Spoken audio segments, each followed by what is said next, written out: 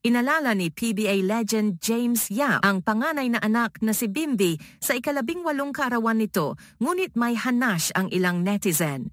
Sa kanyang Instagram story, nag-share si Yap ng throwback photos nilang magama.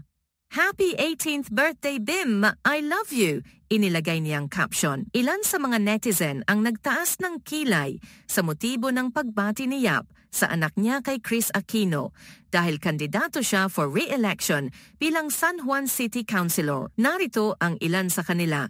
"Naku, ngayon lang nagpabango kasi election time. Pautot mo, James. Deadbeat to the highest beat."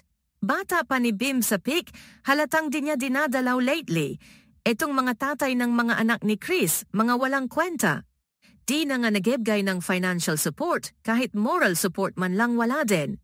Bukod kay Bimbi, may 2 pang anak si James sa Italian partner na si Michela Cazzola.